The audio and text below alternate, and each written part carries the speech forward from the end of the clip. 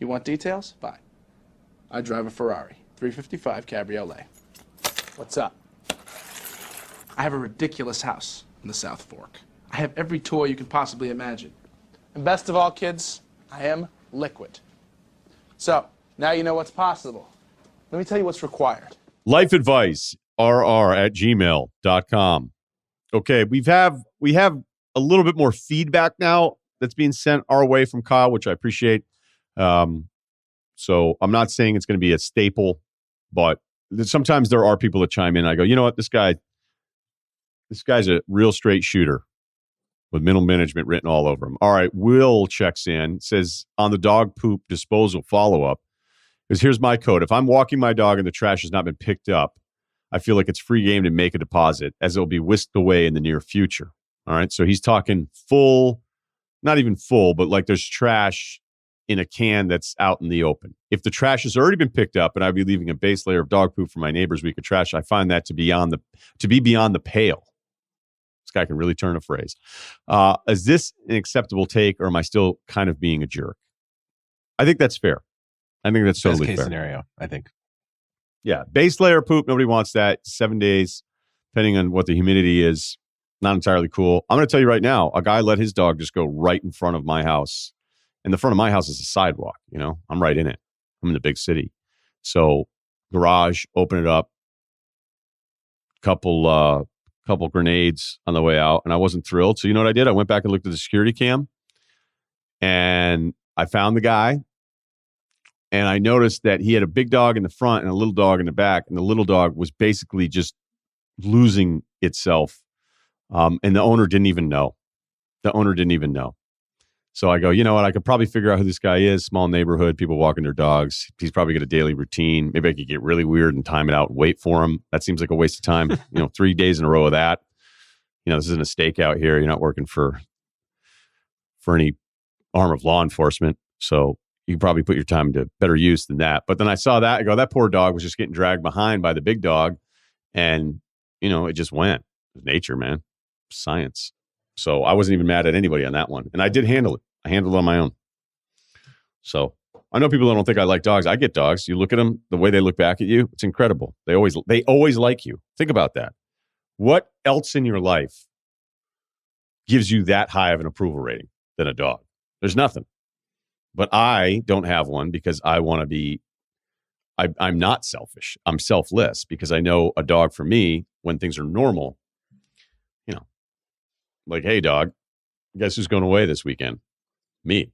Not you. Not going to be around. Yeah, right. Yeah. Or not you. There you go, Kyle. Giving him the what? Can I just ask how long you had to survey? Did you have a motion camera, or did you have to be like, all right, it's 10:45, so I know it was between the hours of 5 a.m. and 10:45 that this dog just shit on my sidewalk area? Did you have it down to just the different motions where you could say an event happened here, or did you fast forward through 5 hours of footage to find this? Yeah, I sat one night. I just sat there just want to know how important with it was a cognac and just watched. I just watched footage, just seething with a cigarette and a cigarette holder. No, it wasn't that hard because I could see the evidence on the footage, and then I would scroll backwards and there was no evidence. So I was like, okay, so those are my windows. And then I would work backwards from both windows. And then I was like, wait, there's there. Okay, it's not there. And then I finally saw the guy walk by with the two dogs. And then I realized the guy didn't even see it happen. So, awesome. I'm not going to get mad about that. Thank you. I'm asking for credit. Okay. All right, here we go. This is entitled Craigslist Casual Encounter. Have you ever thought to yourself, am I a casual encounter? Do you ever think that? You ever have somebody look at you, you go, I wonder if I'm going to end up in a casual encounter later today. I'm not going to look for it. That's a whole nother world. Be honest, Kyle. Have you and your buddies ever gone through Craigslist ads just to see what the hell's out there? Yeah, I think probably 14, 15, be like, yeah, what's on this I would have. Yeah. What is going on? Right. And then you're like, I can't even imagine at 14. I mean, I guess, at 14, you're kind of figuring some stuff out. Well, you got to get off those GPS things anyway, so we had to be on there anyway. What? Oh, I mean, that was my GPS market. Oh, you were moving GPS stuff. One, but yeah, that's what I was scanning scanning to All right, see we'll what get was out there. We should do one where it's how to sell stuff online or buy stuff with Kyle. Although the Xbox routine, although maybe a lot of people would be like, yeah, I want to hear, teach us all the angles. I got a couple DMs that like, dude, I totally would have sold that Xbox too. Don't worry about it. So thanks for that. Your approval rating is almost like a dog on this podcast. All right, here we go. Enjoyed the Whitney Reed pod, tall, skinny type. So I see I'm super motivated with the bulking advice. Not what my question is about. All right, moving on. All right, early 30s, couple kids, happily married since my mid 20s.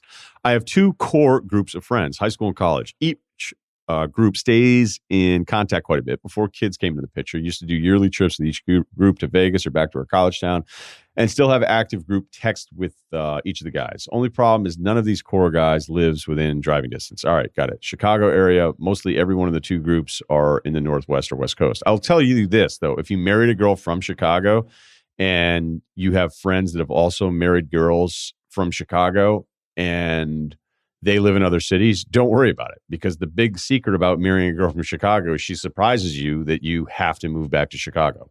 So they'll all be back there soon if their wives are also from the area. I've lived out here 6 or 7 years now. We have lots of family members migrate this way as well, which is great to have my kids be near both sets of grandparents and a couple aunt and uncles, close-knit families, and lots of all right. To say all that, I have not developed many friends out here because most of my spare time is booked with family. I have one really close college buddy who lives an hour and a half away. So, all right, not convenient. A few months ago, a family moved in a couple houses down. Appears to be similar ages as my wife and I, and they have kids around our kids' ages. We've kind of met them, but not much more than exchanging names because the kids usually dominate the situation. We go on our way. I'll wave to the other dad when we were both outside, but again, usually we were chasing our kids around. My question is, so you want to be buddies with this other guy? This is why I think that male version of Raya called Gaia would have worked, where you just bunch of guys want to meet each other. You just, hey, and then you would have to kind of fill out some sort of questionnaire, like, what do you bring to the table? Because you'd be like, oh, that guy Doug, he sucks. Be like, yeah, he's a C-Ray though. Like, wait, like a C-Ray you could sleep over on? Yeah. All right, he's in, and then sometimes you'd be like, what's up with Steve? You'd be like, I don't know what Steve's deal is. Oh, that guy that wears the Brazilian jiu-jitsu jacket around town? Like, how old is he? 38 and he wears a Brazilian jiu-jitsu jacket out, like he'll wear it a couple times a week. I mean, that guy's not bad to have maybe in your 20s, but 38, I don't know. You know what I mean? So you'd have to fill out some sort of questionnaire, like, what do you bring to the table? What's your deal? How do you dress? And it would strictly be like, hey, I think I would just get along with this guy. Let's get it out of the way. All right. So how do you approach the other guy without being awkward as hell? Stop waving, first of all. I don't just want to knock on his front door and ask him to be his friend without sounding like a real... Yeah, you definitely don't want to do that, okay?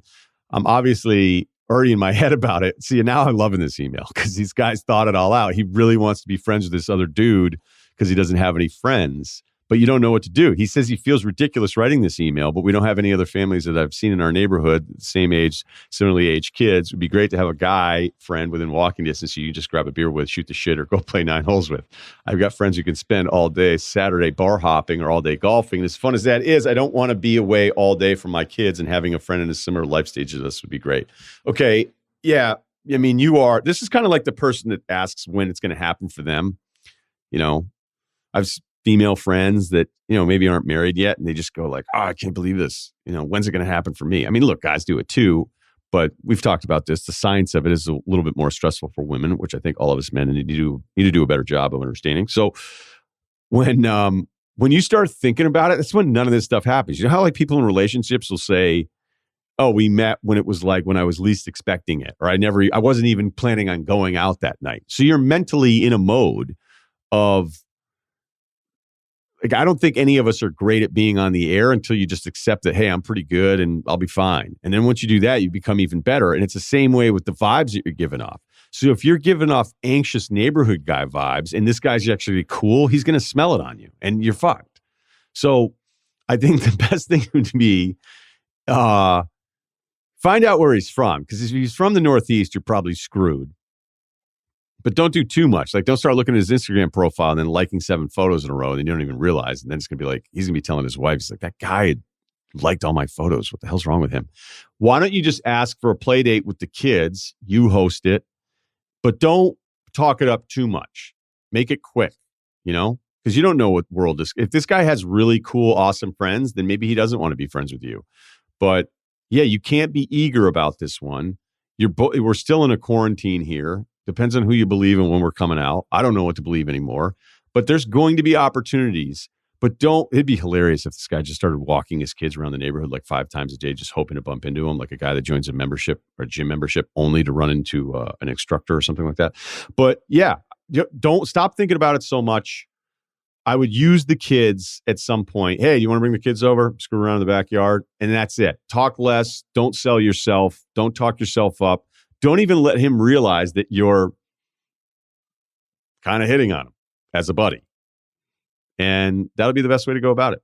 When you don't care, that's when you succeed. I know that doesn't make any sense, but in these cases, when it comes to think about the way you talk to someone that's out of your league, you're fucked, right? And then think of the way you talk to somebody who you think like isn't in your league. You're at total peace, and you're just a better version of yourself. As shitty as that is, I think that's kind of the way it works. So don't start talking to this guy like he's out of your league, bud. Kyle? Word. Aim low, be pleasantly surprised. Okay. Good stuff. Okay, one quick one. A lot of guys on the hair train here. I should have mentioned Propecia to our younger guy who was in Utah. Because by all accounts, it helps you kind of stay on the thicker side of things. So that's not an endorsement, but that's what I'd heard. And then one of my friends, somebody said, hey, I think that has some bad side effects. And then my friend said in front of me, he's like, well, I'd rather be dead than bald, so I don't care. Oh, no. And I was like, oh, okay. But I was still, in the early phases.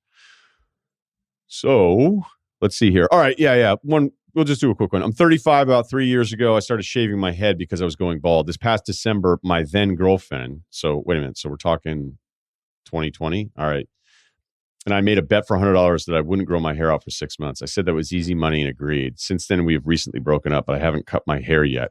Do I have to honor the bet and keep growing my hair out, or can I cut it now that we're broken up? This is such a good one. This guy is honorable, though. This doesn't even seem real, but it is kind of all right. Do you think there's any chance you broke up because of the way you look 3 months later with hair? You're 35. So I don't know, man. All right. So then the other part of it is, do you think after you broke up, she's going to pay you the $100? I mean, it's the ultimate screw you. I don't know how you guys broke up. You left that part out. I get, are you still friends or something like that? But then how bad do you look? I don't know that anybody's ever looked good growing it out. I mean, you know how hard it is to say, no, when this happens, it's always this. But this is as close to a safe bet of that as scenario as anything I can even think of. No one's ever grown their hair out and be like, yeah, I'm losing it, but I'm just going to grow it out for a while and be like, you know what? It actually kind of looks good. No one's ever fucking said that, ever. I thought about doing it as a joke, and I'm like, do you know how bad that's going to look?